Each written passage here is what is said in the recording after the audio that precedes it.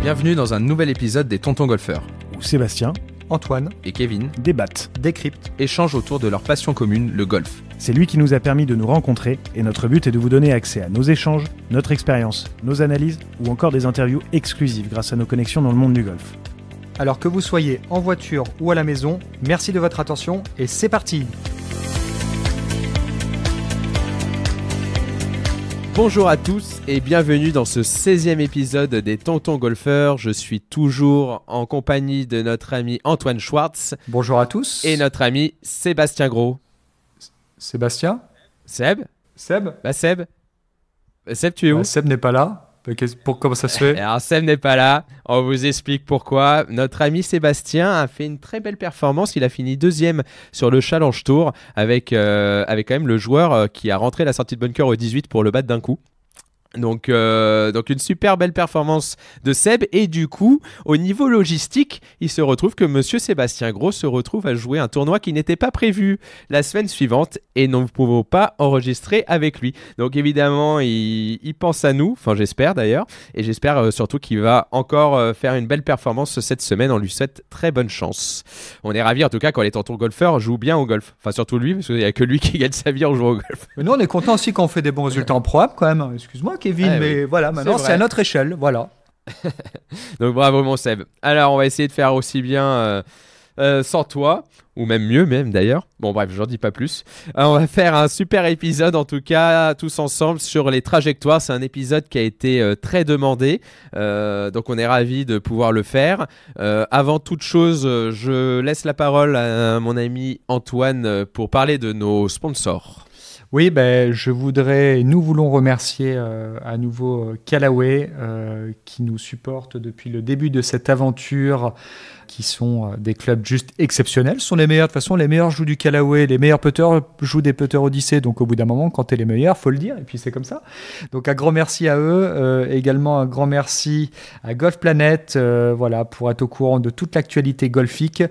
Vous devez aller suivre les news qui sortent chaque jour. Chaque semaine, vous recevez une newsletter. Allez vous abonner. C'est un média digital qui est absolument gratuit pour être au contact de l'actualité le plus régulièrement possible. Voilà. Eh ben, merci beaucoup Antoine. Du coup, je me lance directement sur l'épisode du jour, sur les trajectoires. On va tout d'abord définir les différentes trajectoires de balles qui existent. On va essayer de le faire le plus simplement possible parce que ce n'est pas si simple de toutes les connaître. On a tendance à toutes les résumer, mais au final, il y en a plusieurs. Bah moi, Kéké, je connais que les balles droites. Après, alors c'est pour ça que j'ai arrêté de jouer au golf d'ailleurs. C'est parce qu'au bout d'un moment, faire que des balles droites, ça n'a aucun intérêt. Mais ouais, comme tu dis, trajectoire. D'ailleurs, parle-nous un petit peu des trajectoires, combien il en existe. Décris-les-nous parce que c'est souvent un peu vague pour certaines personnes. Alors, au niveau des trajectoires, on va déjà définir une sortie de balle. Donc, c'est-à-dire que si on est aligné tout droit sur une cible, si on a une balle qui sort à droite de notre alignement, on va parler de push. Okay, donc, push, c'est pour déterminer une balle qui sort à droite de son alignement. Après, une balle qui sortirait à gauche, ça s'appelle un pull. Donc, une balle qui sort à gauche. Et ensuite, on va parler de l'effet qui est donné. Donc, on va dire un push qui revient vers la cible, donc qui revient de droite à gauche, ça va être un push draw. Une balle qui ferait, au contraire, qui sort à droite et qui irait encore plus à droite, ça serait un push fade. Ensuite, pareil de l'autre côté, un pull draw ou un pull fade qui reviendrait à la cible. Et ensuite, on va pouvoir parler du niveau de... Enfin, la quantité de l'effet, où là, on peut dire que c'est un hook ou un slice. Si la balle tourne exagérément vers la droite, on va dire que c'est un slice. Et si jamais elle tourne exagérément vers la gauche, le fameux serpent, c'est un hook. Donc, ça peut être un pull fade ou un pull slice ou un pull draw ou un pull hook. Et pareil de l'autre côté pour les push. Ensuite, quand on a une balle qui sort dans notre alignement et qui tourne à gauche, on va dire que c'est un draw. Et une balle qui sort dans notre alignement et qui va à droite, c'est un fade. Donc il faut bien, on a tendance à tous mélanger. Donc c'est bien une question en fonction d'où elle est alignée, ce qu'on vise, si la balle sort à droite par rapport à notre alignement, mais pas par rapport à la cible. Enfin voilà, il y a pas mal de choses à bien comprendre. En tout cas, si on est aligné sur la cible tout droit et que notre balle sort à droite et revient, c'est un push draw. Si on est aligné déjà un peu à droite et que la balle sort où on est aligné et tourne vers la cible, c'est plutôt un draw. Alors, voilà, si on doit parler par rapport à ça, notamment les plus mauvais effets que l'on puisse faire, est-ce que du coup, par conséquence, ça reste le push slice, le pull hook, ceux qui ont, on va dire, les effets les plus graves sur la carte de score? Je dirais effectivement que c'est les deux, quand c'est deux fois du même côté, et qu'en plus c'est accentué. Donc ça veut dire si c'est à droite, donc on a dit push qui sort à droite, plus le slice qui est l'effet dominant avec une courbe dominante vers la droite, donc ça ferait push slice. Et donc pareil de l'autre côté avec un pull draw. Donc ça c'est vraiment les deux effets les plus dramatiques à ce jeu, parce que c'est là où c'est le plus accentué et qui vont pénaliser le plus les cartes de score sur les parcours. C'est rare qu'on ait besoin de faire ce coup-là, sauf sur des coups un peu plus spécifiques, on en reviendra après. Et le coup droit n'est pas une trajectoire, Kevin ? Eh ben non. Malheureusement, on pense qu'on fait des coups droits, mais on fait jamais un coup vraiment très droit, sauf rare exception. Et il y a toujours une mini tendance. Il faut juste savoir que quand la balle tourne moins de 4 mètres, que ça soit vers la droite ou vers la gauche, à l'œil, on a l'impression qu'elle est droite. Donc c'est vrai que quand les joueurs font des balles qui paraissent très droites, peu importe le niveau, c'est souvent en fait un mini draw ou un mini fade. Mais c'est très rare que ça soit une balle vraiment à 0-0-0 si on prenait par exemple les chiffres Trackman. Moi je le vois parce qu'il y a toujours une rotation de balles qui est souvent présente. C'est souvent ce qu'on appelle le spin axis. Donc c'est la rotation de balle, et la rotation de balle latérale est quasiment tout le temps présente. Encore une fois, ça arrive que ça soit pas le cas. Parfois, ça peut être aussi parce qu'il y a du vent et du coup on voit pas très bien si elle tourne ou pas. Mais en tout cas, c'est très très rare de jouer une balle très droite, enfin toute droite. Ok, parfait. Donc maintenant qu'on a fait vraiment la différenciation entre ces effets, maintenant il faut tout simplement savoir comment faire ces effets. Toi, je sais que tu as un Trackman. Donc les chiffres et toutes les données ont énormément évolué sur la compréhension des trajectoires, ce qu'il faut mettre en place pour faire les trajectoires. Alors bien évidemment, on le savait avant, mais maintenant les chiffres nous aident beaucoup plus à comprendre cela. Comment est-ce que tu vas créer véritablement un effet déjà, si on doit parler d'une chose très simple?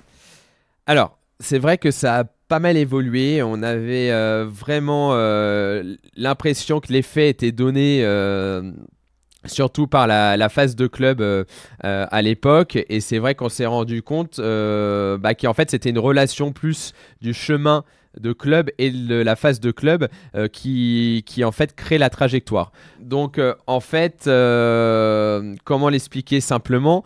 En gros, quelqu'un qui va lancer son club, envoyer son club vers la droite, si sa phase de club est plus fermée que son chemin de club, ça va créer une balle de droite à gauche. Pareil de l'autre côté, s'il envoie le club ou que son club sort à gauche de la ligne de jeu et que sa face est plus ouverte que son chemin de club, ça crée une balle de gauche à droite. Et inversement.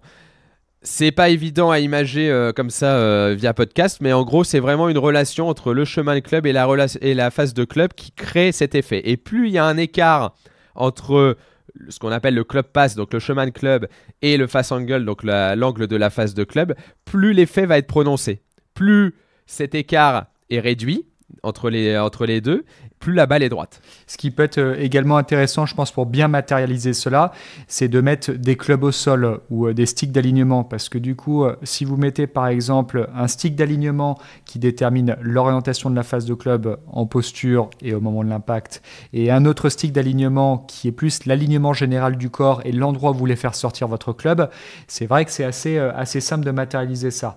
Moi, je trouve que lorsque vous vous entraînez, c'est toujours intéressant de pouvoir essayer d'aller dans l'exagération de cet excès. Si tu me coupes, Kéké, n'hésite pas, mais je trouve que d'une façon générale, chez un amateur, le fade, du moins l'effet de gauche à droite, est plus simple à réaliser que le draw parce qu'on est plus sur un espèce de par-dessus. Donc, pour vraiment essayer de bien matérialiser cet effet, et si vous avez une tendance à faire des slices, n'hésitez pas à aller dans le sens contraire, donc de pouvoir vraiment, comme disait Kevin, essayer d'avoir l'écart le plus important entre l'orientation de la phase de club au moment de l'impact et le chemin de club en matérialisant des sticks au sol. Est-ce que tu es d'accord avec ça, Kevin ?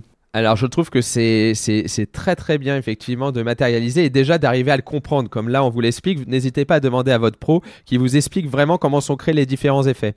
Effectivement, il y a les sticks au sol qui peuvent être intéressants. Il y a le fait de matérialiser aussi ou t'obliger à faire l'effet avec ou un arbre devant soi ou on peut mettre des baguettes plantées devant nous. Il y a plusieurs façons de le faire. Comme tu le disais sur le deuxième point, effectivement, on en reparlera au niveau technique, mais le fade est souvent la trajectoire dominante chez beaucoup d'amateurs par cette faute technique qui est la plus connue, qui est le par-dessus. Donc ça, on y reviendra un petit peu plus tard sur comment le travailler. Mais effectivement, c'est très important de bien comprendre pourquoi notre balle tourne d'un côté ou de l'autre.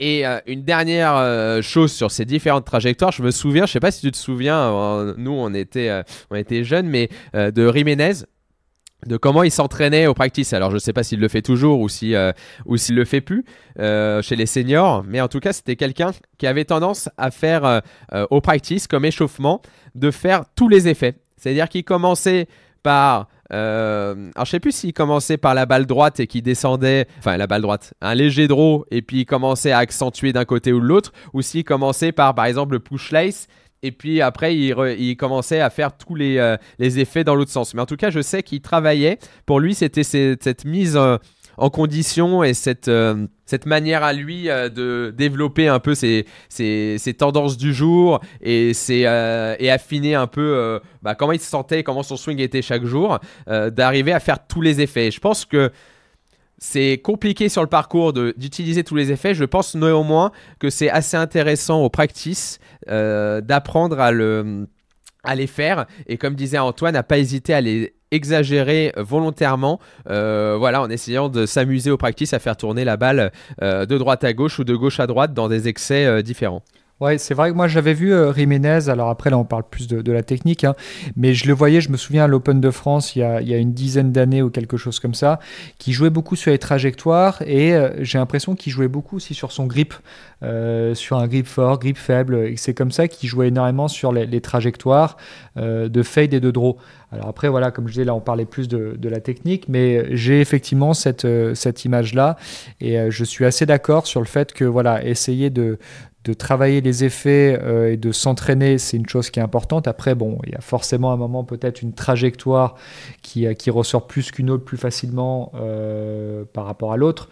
Mais voilà, essayez en tout cas dans la mesure du possible, déjà à l'entraînement, de vous entraîner à faire un effet, une balle qui arrive dans un premier temps à tourner de droite à gauche et une autre de gauche à droite.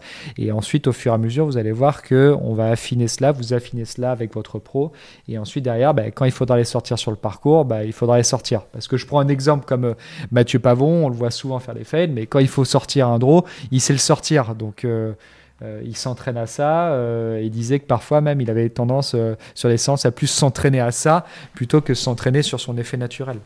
Ouais, mais c'est clairement important de savoir tout faire. Alors oui, quand vous êtes, on va dire, à un niveau plus débutant, apprenez déjà à avoir un bon contact, un bon centrage, on va en parler, et la trajectoire, elle viendra après. Mais je pense que passer le cap, on va dire, en dessous 20 pour devenir bogey player, et puis surtout après le deuxième cap, de passer un chiffre, c'est très important d'avoir cette découverte et cette exploration des trajectoires pour pouvoir répondre à plus de coups, plus de situations sur le parcours.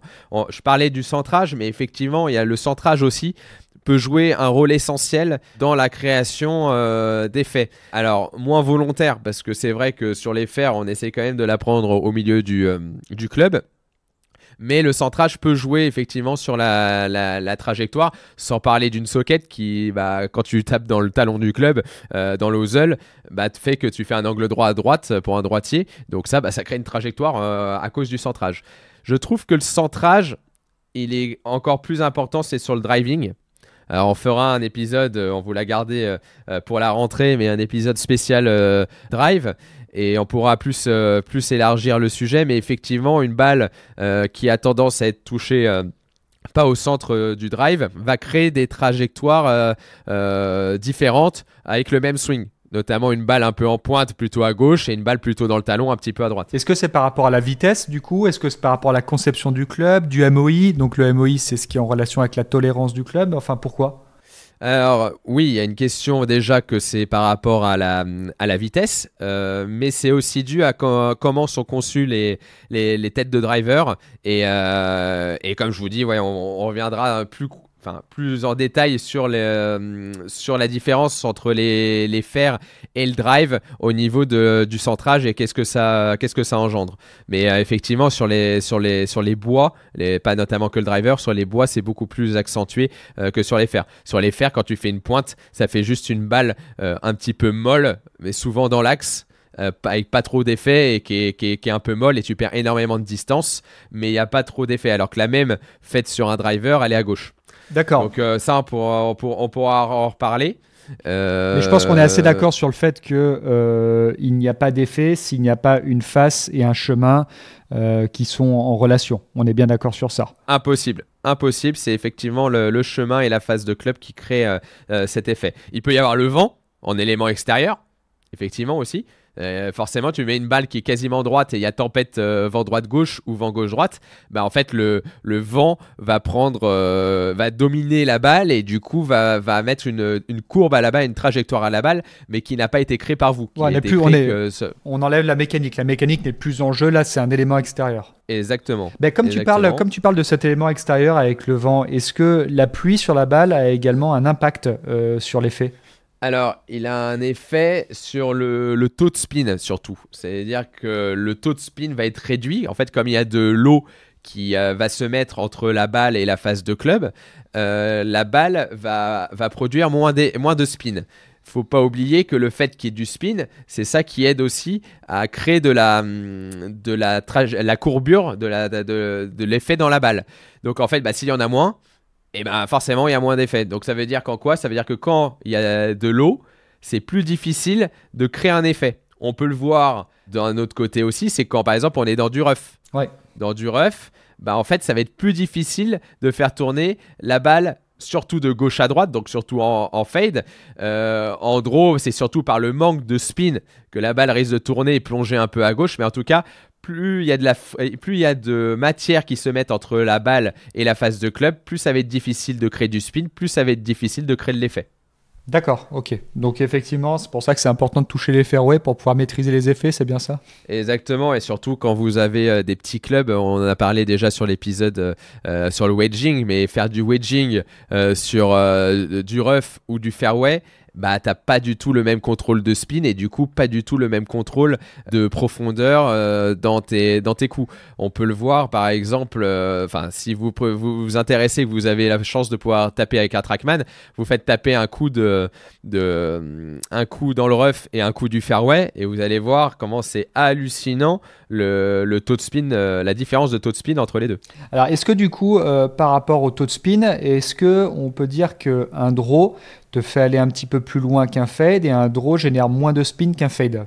D'une façon générale, si on prend une relation face-chemin, d'accord? Ouais. Alors j'imagine après peut-être est-ce qu'il y a une question de dynamic loft également? Donc dynamic loft, c'est quoi? C'est quel va être le loft du club au moment de l'impact. Est-ce que sur le draw, le dynamic loft va être un petit peu moins important, donc du coup la balle va partir un petit peu plus fort? En gros, vous avez un fair set qui se transforme au moment de l'impact en 6,5 ou 6, si je puis dire. Est-ce que tu peux essayer d'exploiter un peu plus cette direction? Écoute, tu as déjà donné beaucoup d'informations sur ce qui se passe réellement. Effectivement, la raison pour laquelle un draw peut avoir tendance, en tout cas une balle à gauche, à aller plus loin, c'est effectivement dû au dynamic loft. Donc en gros, avoir une face comme elle doit être plus fermée que le chemin. Elle est en train d'aller dans une phase de fermeture. Et comme elle est dans une phase de fermeture, elle est dans une phase qui retire du loft à la phase de club, ce qui retire aussi du spin. Donc du coup, la balle va pouvoir partir un peu plus forte et en plus avec un petit peu moins de spin. A contrario, dans l'autre sens, quand on est dans une balle qui est plutôt en fade, on a une face qui est en train de s'ouvrir et qui est plus ouverte par rapport à son chemin. Donc du coup, forcément, ça crée normalement plus de spin. Et donc du coup, une balle qui a plus de spin va moins loin. Attention, parce que ça dépend du taux. Une balle qui a pas assez de spin va pas aller plus loin.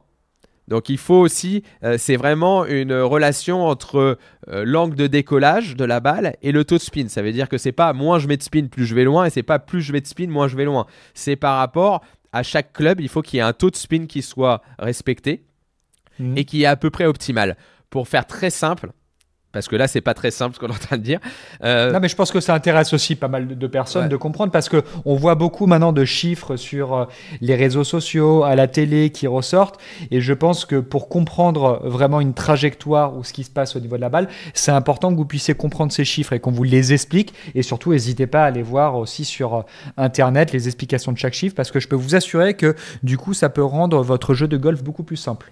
Et puis ça peut donner des explications aussi sur certaines choses dans votre sac aussi au niveau du matériel. Mais par exemple, pour un truc très simple pour le taux de spin, si la prochaine fois que vous allez faire un fitting, vous vous posez des questions sur le taux de spin, en fait, vous prenez le numéro du club que vous tapez. Donc par exemple, si c'est un fer 7, vous faites x 1000.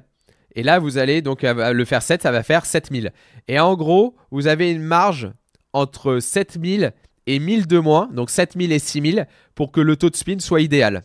Voilà, grosso modo, c'est ça. Il faut que le taux de spin il soit égal à entre 7000 et 6000 pour un fer 7. Pour un fer 5, ça sera entre 5000 et 4000.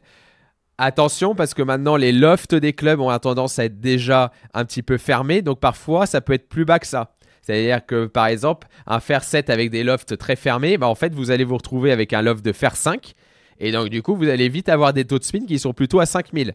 C'est pas grave à partir du moment où la balle, elle décolle suffisamment et que vous savez que la balle va arriver à s'arrêter sur le green. Bon, voilà. Donc, ça, on retourne un petit peu sur l'épisode fitting que vous pouvez retrouver sur le matériel. Mais en tout cas, c'est très important ce taux de spin et ça crée effectivement des trajectoires. Quand il n'y en a pas assez ou quand il y en a beaucoup. Donc du coup, le matériel aide aussi pour pouvoir aider au niveau du draw du fade, parce que même si on se rapproche du fitting, c'est important aussi de faire des relations par rapport à ça, parce qu'on voyait des poids qui pouvaient y avoir et que l'on peut modifier. Donc aussi tout simplement que la face de club soit en posture alignée un tout petit peu plus à droite ou un petit peu plus à gauche naturellement par rapport au matériel. C'est bien ça. Et oui, et puis avec les poids, en fait, comment la face de club va réagir en fait dans la dynamique, si elle va avoir tendance à se refermer quand on met du poids un petit peu plus dans le talon du club, en fait, ça a tendance à faire refermer la face de club plus facilement. Et si on le met plus en pointe, à la laisser ouverte plus facilement. Bon, voilà, donc tout ça, le matériel, il y a du matériel effectivement qui peuvent vous aider, comme c'est la tête Max D chez Callaway sur les drivers, c'est des têtes qui aident au draw justement avec la possibilité de pouvoir bouger ce poids. Okay, ensuite, ouais, vas-y. Non, mais j'allais dire, du coup, par rapport à ça, il y a aussi à quoi sert un effet, quoi. C'est ça, parce que c'est bien beau de le faire, c'est beau, c'est majestueux, mais cet effet, à quoi il va servir? Alors, un effet, ça peut servir à plusieurs choses. Déjà, la première chose, à contourner un obstacle. Donc ça c'est la première chose et c'est là où on a envie de l'utiliser le plus souvent. C'est effectivement je dois aller tout droit, sauf que tout droit en face de moi il y a un arbre. Comment je fais pour aller quand même dans cette direction là, mais sans passer par du point A au point B? Et là je suis obligé de savoir faire soit je fais un recentrage, soit je suis capable de créer volontairement une balle qui va contourner cet obstacle. Donc je mettrai en 1 comment contourner les obstacles. Donc une balle de droite à gauche, une balle de gauche à droite, prononcée ou pas prononcée. Ok. Est-ce que tu vois autre chose, Antoine, en numéro 2? Moi, je vois aussi par rapport au vent. Moi, j'aime bien aussi, alors tout dépend des parcours hein, sur lesquels on est, mais en fonction de si les greens sont très fermes et qu'il y a du vent, j'aime bien contrer un petit peu le vent. Tout simplement parce que ça me permet de pouvoir arrêter la balle beaucoup plus facilement. Donc si j'ai du vent qui est plutôt contre droite-gauche, eh ben, je vais essayer de la faire un petit peu gauche-droite, peut-être un petit peu basse, tout simplement pour qu'elle prenne un petit peu le vent, mais pas trop, et qu'elle prenne pas non plus trop de spin en l'air. Parce que si vent compte, je cherche à mettre une balle qui est trop haute, du coup, je risque de me faire avoir un petit peu sur la distance, et je vais à tout prix que ma balle reste comme un minimum basse. Donc moi, dès qu'il y a du vent, en fait, parfois, ça m'arrive de contrer tout simplement ce vent, et c'est pour ça que j'utilise les effets.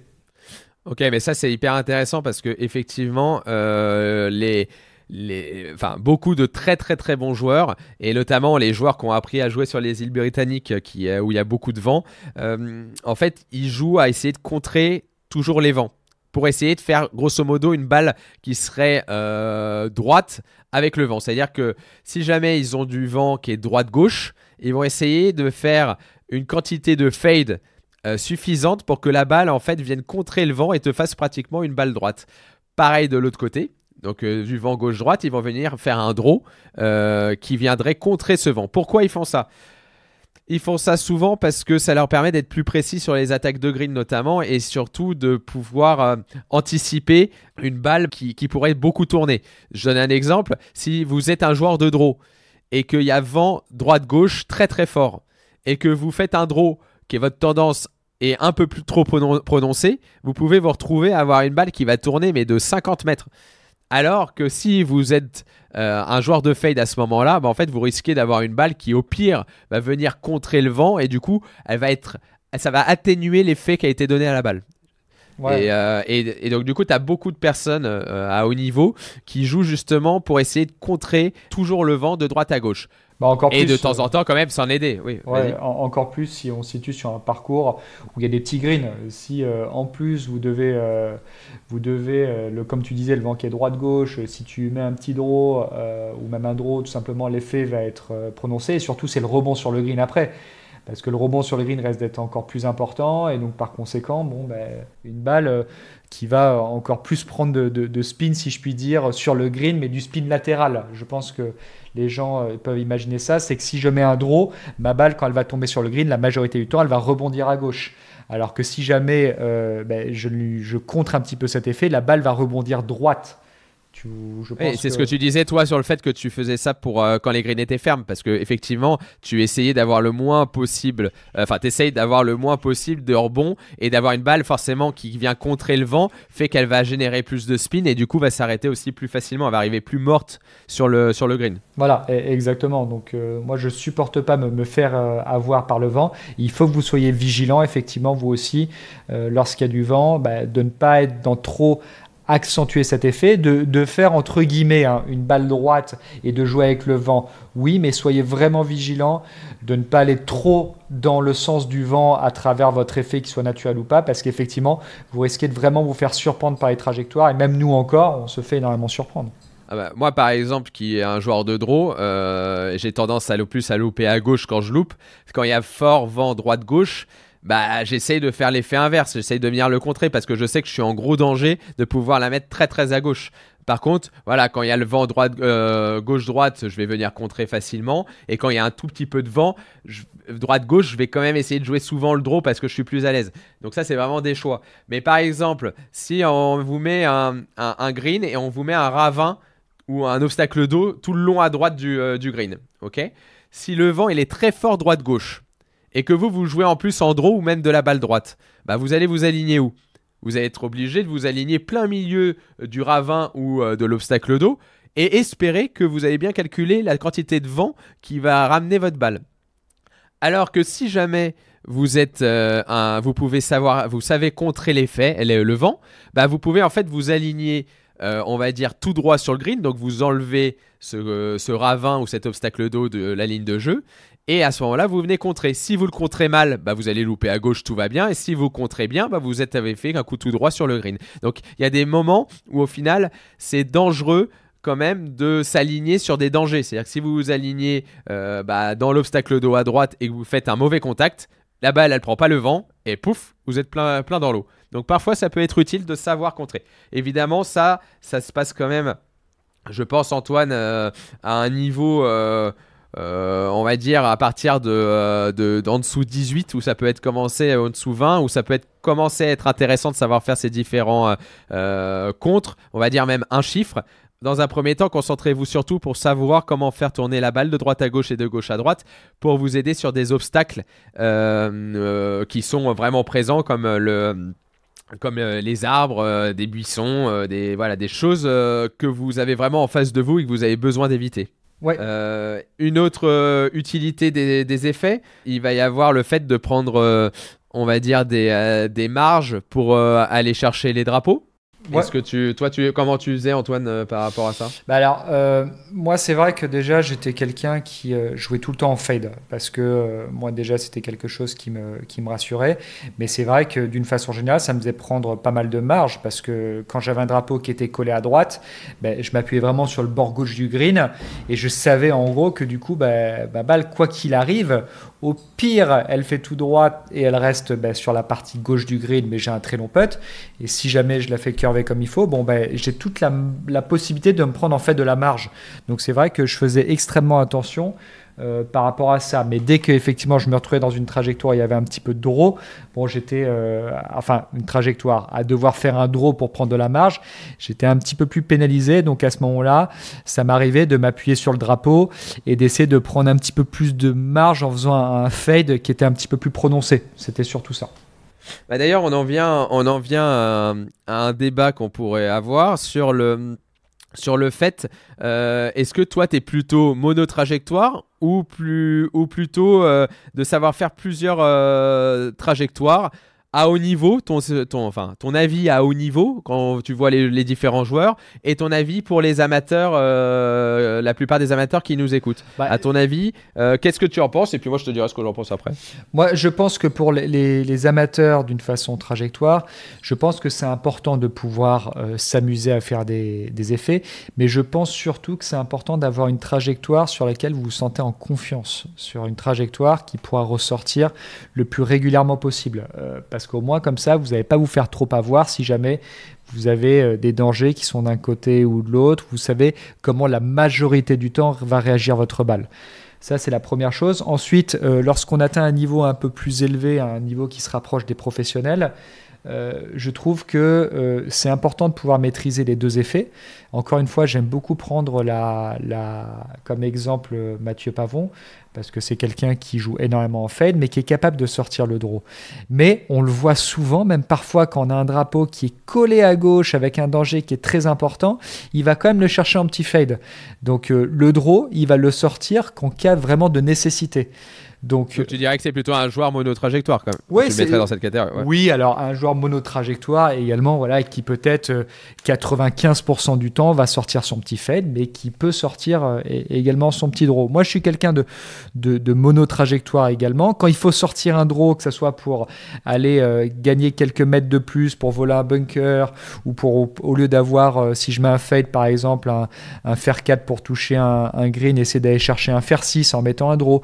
Mais encore une fois, c'est quelque chose que je ne maîtrise pas forcément à la perfection et que j'essaye de mettre en place essentiellement, moi, ma monotrajectoire de mon petit fade quand je peux la sortir. Écoute, ça répond. Donc toi, tu serais plutôt sur un monotrajectoire, en gros 90-95% de tes coups, la même trajectoire, et à côté de ça, savoir faire quelques autre effet quand on a besoin. Moi, c'est ma sensation, c'est que je m'appuie toujours sur, on doit toujours s'appuyer aussi sur ce que font les joueurs professionnels parce que ce sont des exemples. J'ai l'impression que la majorité des joueurs font du monotrajectoire et que lorsqu'il faut sortir un effet, ils le sortent. Encore une fois, je dis une majorité.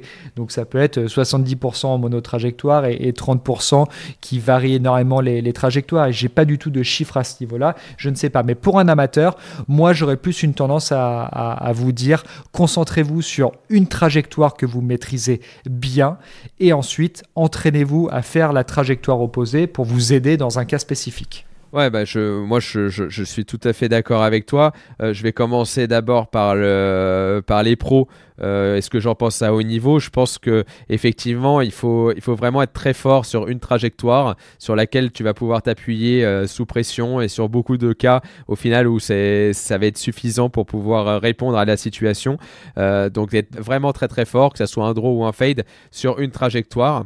Ensuite, comme je vous le disais, ils sont, pour être performants pour moi, je pense que tu es obligé de savoir faire quand même les autres effets. Et puis bon, c'est des personnes qui savent tout faire. Donc je pense que de continuer à travailler d'autres trajectoires pour pouvoir répondre à certaines situations autres, mais qui sont moins présentes dans leur jeu, comme tu disais avec Mathieu qui sait faire des draws aussi. Moi, je suis assez d'accord avec toi. Je pense que c'est très dur. Il y a quelques joueurs comme il y avait Bubba Watson qui était vraiment l'extraterrestre dans le domaine, qui faisait vraiment des trajectoires dans les deux sens et en plus très accentuées. Mais c'est vrai que c'est très compliqué d'être très très fort et d'être aussi fort dans les deux trajectoires. Honnêtement, c'est vraiment très compliqué et je pense que c'est pour ça que de développer un système très fort dans une trajectoire, c'est la solution. Après, pour les amateurs, et moi, je vais vous dire ce que j'en pense par rapport à ce que je vis tous les jours avec mes élèves. Dans un premier temps, j'ai plus tendance à avoir beaucoup de joueurs qui font des gros fades ou qui se transforment même en slice sur les drives, comme disait Antoine, par rapport à un sujet de balles coupées, des balles par-dessus, donc quand on vient couper la trajectoire, la ligne de jeu. Et donc du coup, j'ai tendance à beaucoup apprendre à mes élèves à essayer de faire un draw. Pourquoi ? Parce que le fait d'essayer de faire un draw va les aider énormément dans le fait de corriger la faute technique qu'ils ont actuelle et du coup vont les remettre dans un swing de golf, on va dire, plus traditionnel et améliorer leur technique. Pour ça, c'est vrai que je suis vraiment dur avec mes élèves parce que je veux qu'ils sachent faire un draw en priorité parce que pour moi, c'est signe qu'ils ont réussi à corriger quand même une grosse problématique du swing de golf. Ensuite, draw ou fade, je m'en fiche en fait. Après, on peut mettre un système en place de l'un ou de l'autre par rapport à comment la personne évolue, comment les problématiques physiques ou les points forts dans son corps qu'il peut avoir.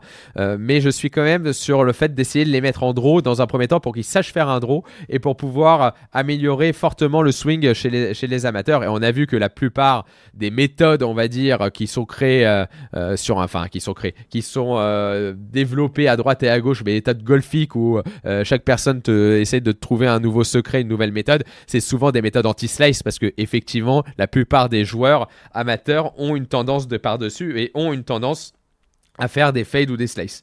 Donc moi je dirais chez les amateurs plutôt les emmener vers une monotrajectoire et à tendance peut-être draw. Moi j'ai tendance à les mettre quand même draw au début et après à plus haut niveau je laisse un petit peu plus le choix entre draw et fade, mais dans un premier temps peut-être un peu plus draw et ensuite une fois qu'il y a ça qui est maîtrisé, de savoir faire différents effets et sur demande de pouvoir jouer justement sur ce chemin de club, sur cette phase de club et de pouvoir varier les effets et savoir les faire.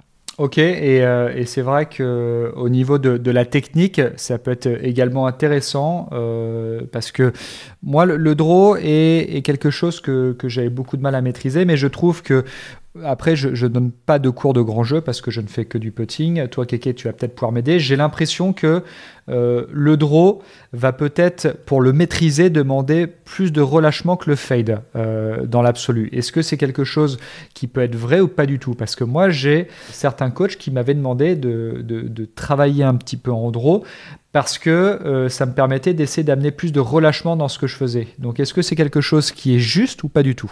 Alors, pour bien maîtriser le draw. Est-ce que j'ai l'impression que le fade, je peux être un petit peu plus contracté, alors que le draw, j'ai besoin d'avoir plus de relâchement pour pouvoir le maîtriser. En fait, tu viens de citer le vrai problème chez la plupart des amateurs, c'est qu'effectivement, les gens sont très crispés. Donc, du coup, ils n'utilisent plus leurs mains du tout. Et du coup, c'est leur gros muscle et c'est leur haut du corps souvent qui prend le dessus. Du coup, c'est pour ça qu'ils viennent faire des par-dessus.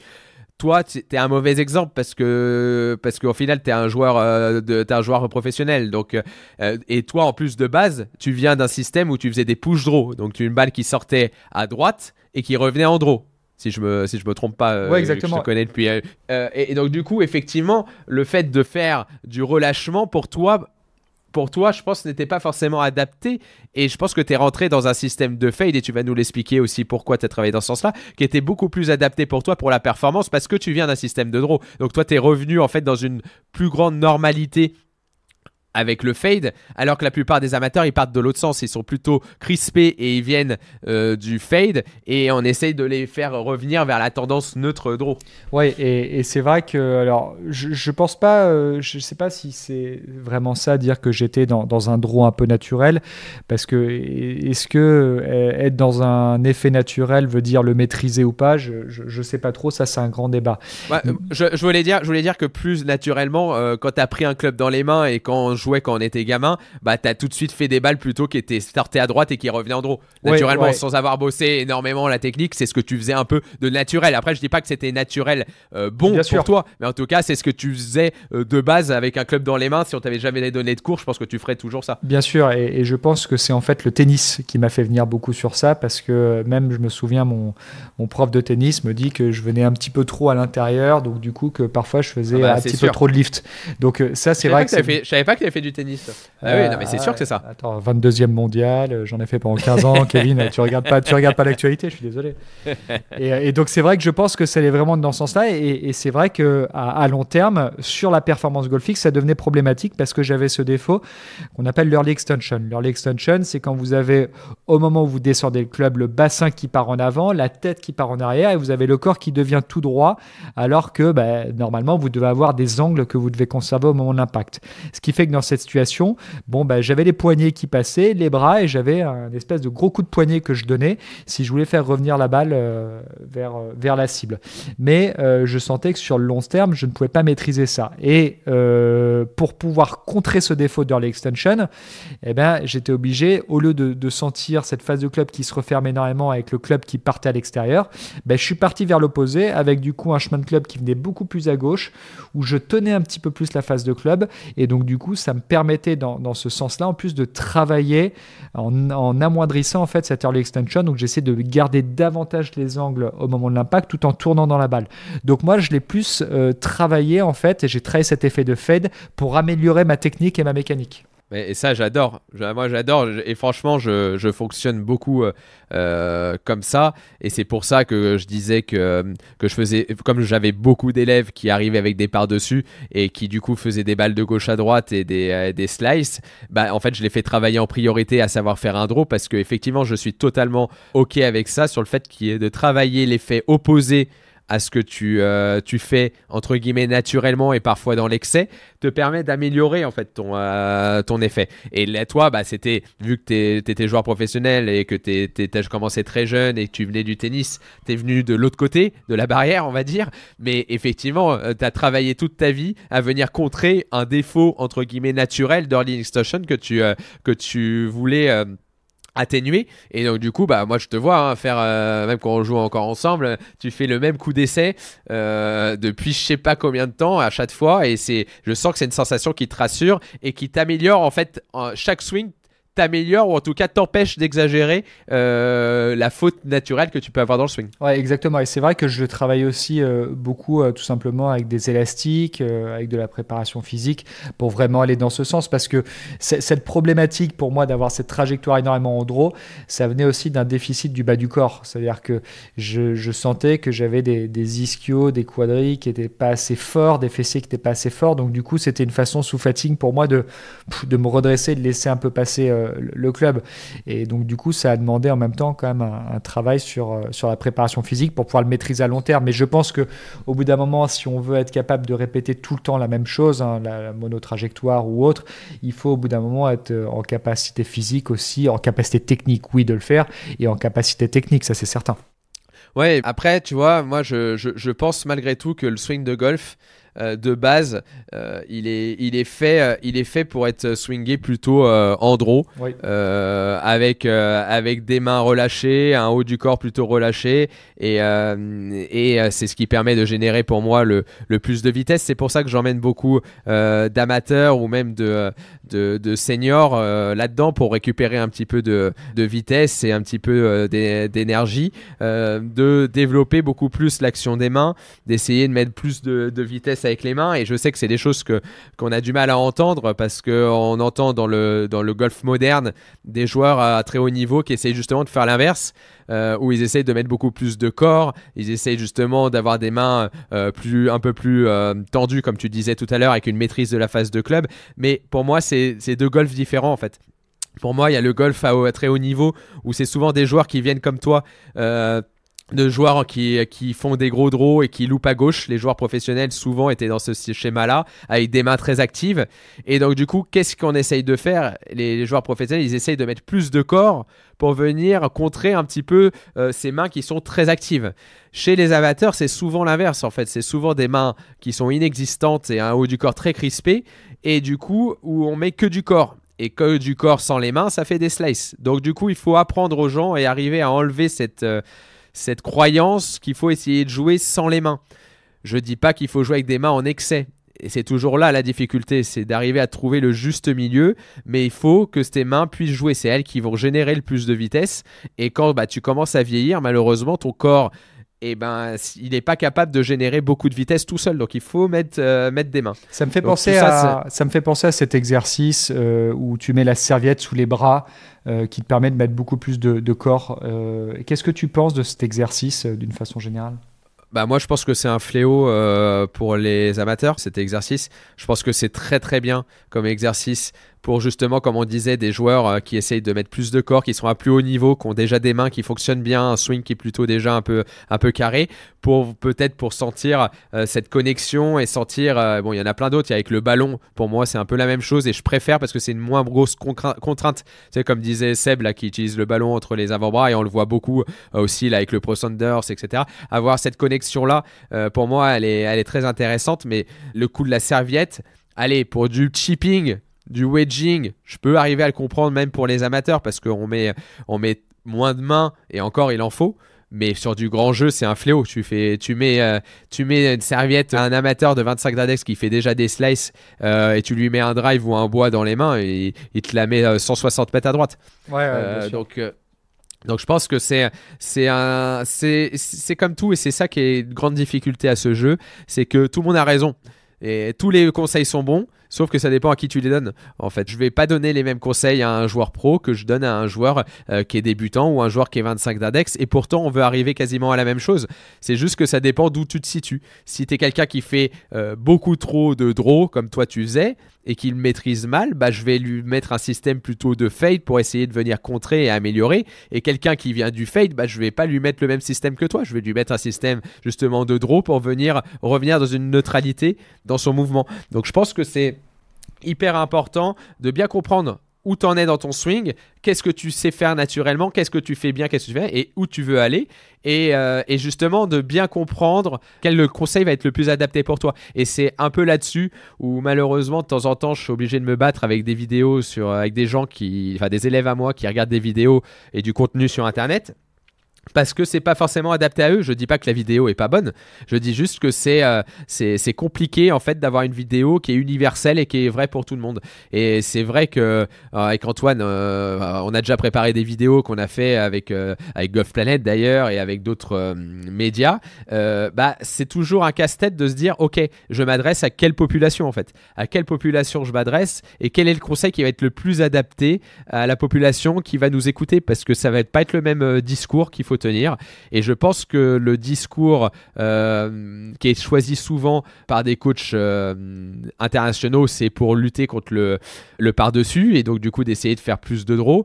Et après, c'est vrai qu'il y a beaucoup de vidéos de joueurs qui, eux, vont t'expliquer qu'eux, ils essayent de mettre beaucoup plus de corps et moins de mains parce que eux, ils ont des problématiques de joueurs professionnels. Et chacun, malheureusement, c'est pas méchant, mais chacun doit être dans sa catégorie et doit essayer de s'améliorer avec ses armes. Ouais, comme tu dis, je pense que chaque conseil en fait s'adapte à la personne que vous avez en face. Donc effectivement, soyez extrêmement vigilant quand vous allez voir des vidéos sur Internet pour être sûr que ça soit bien adapté, que vous vouliez essayer, oui, mais c'est toujours mieux en tout cas de faire un coaching en live pour pouvoir vraiment comprendre si un conseil que vous avez vu est adapté ou pas. C'est surtout ça.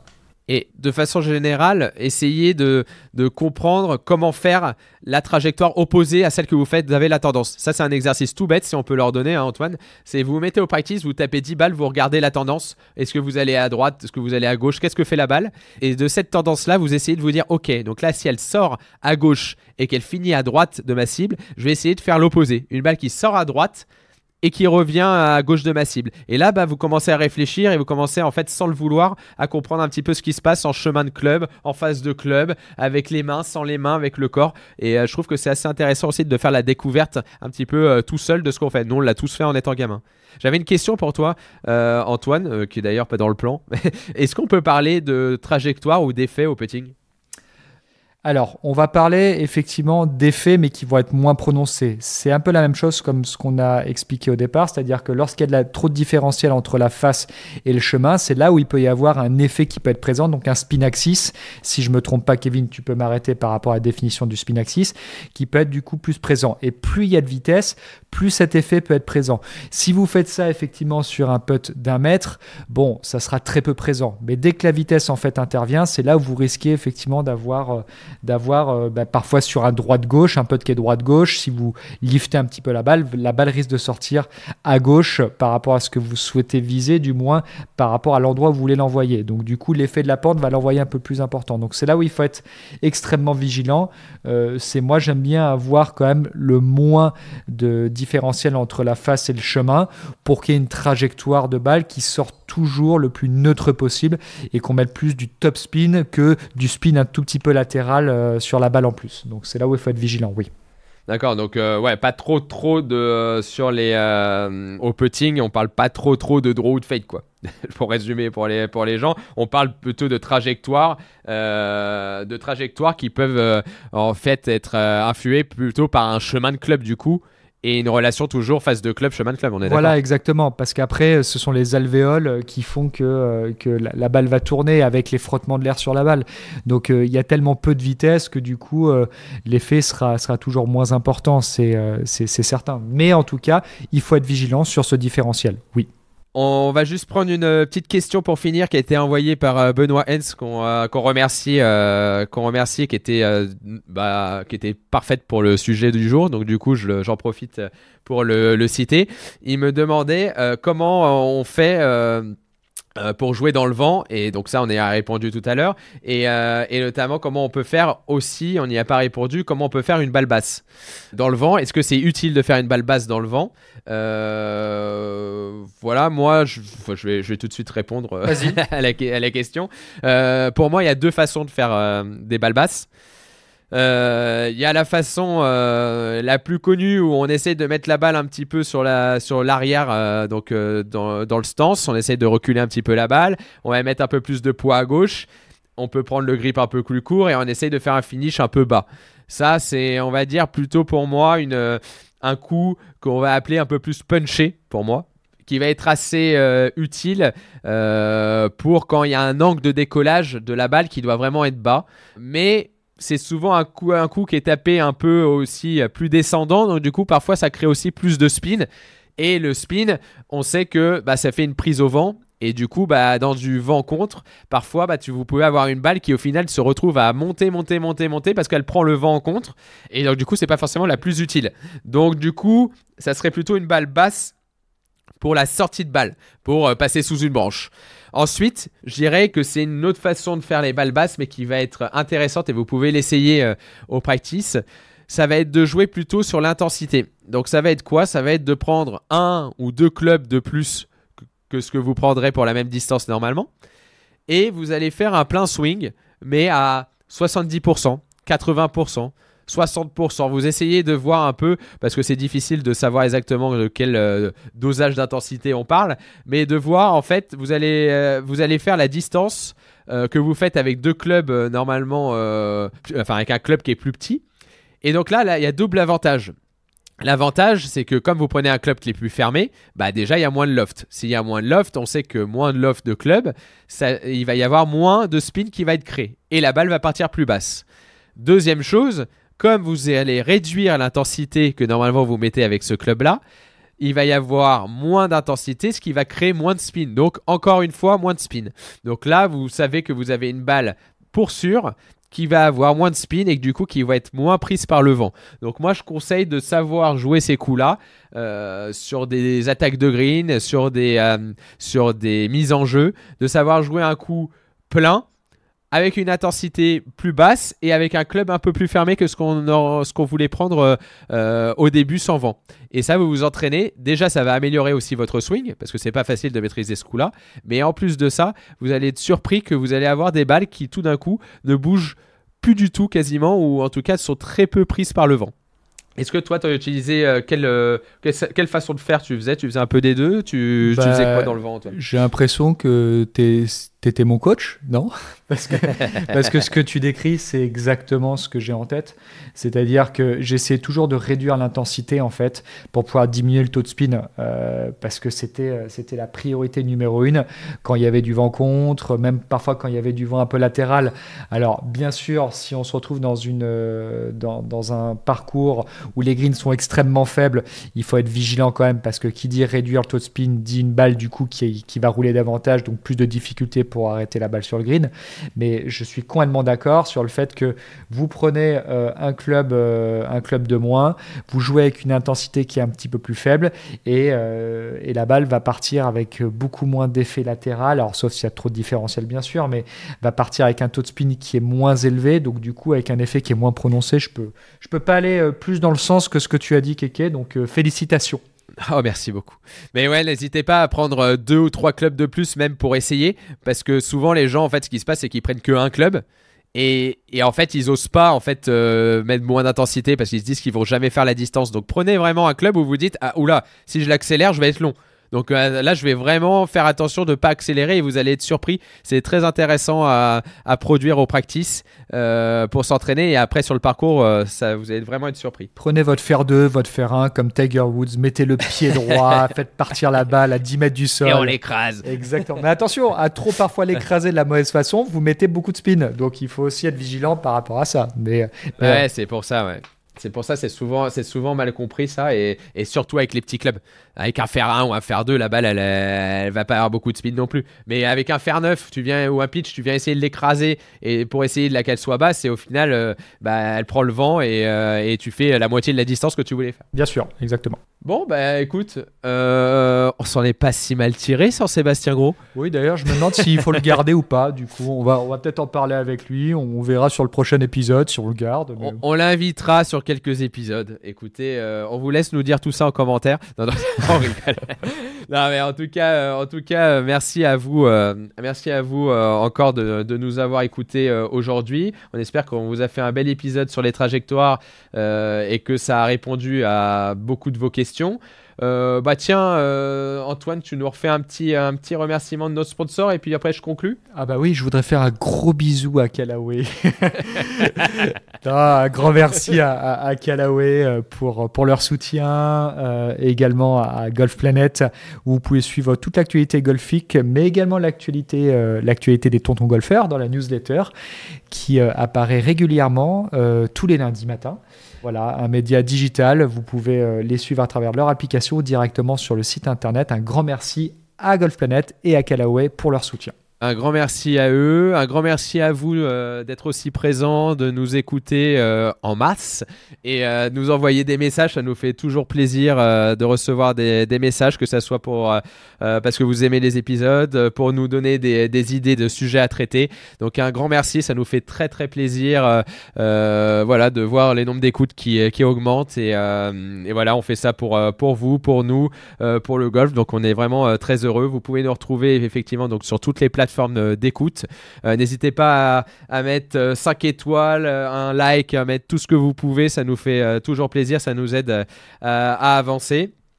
Et puis n'hésitez pas à nous contacter sur les différentes plateformes, sur Instagram, sur Facebook, sur LinkedIn, par mail à lestontontgolfeurs@gmail.com. Donc n'hésitez pas. Et puis on vous prévoit aussi quelques surprises à la rentrée. On n'en dit pas plus maintenant, mais voilà, quelques surprises. On récupérera aussi notre ami, notre poteau Sébastien après ces tournois. Donc voilà, des belles choses qui arrivent pour la rentrée. On a hâte de vous en dire plus. Et puis passez un bon été. Il vous reste encore un petit peu d'été pour certains, donc profitez bien et on se retrouve à la rentrée. Allez, la bise. Allez, à très vite.